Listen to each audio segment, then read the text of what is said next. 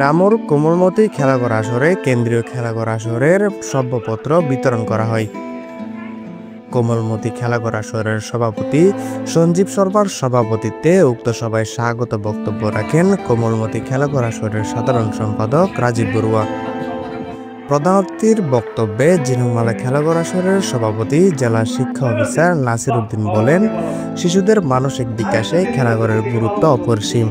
এছাড়াও বক্তব্য রাখেন খেলাঘর সম্পাদক মণ্ডলীর সদস্য ধ্রুব সেন দে, মানসী বড়ুয়া, সত্যেন সেনের সাধারণ সম্পাদক মনির মোবারক সহ অনেকে।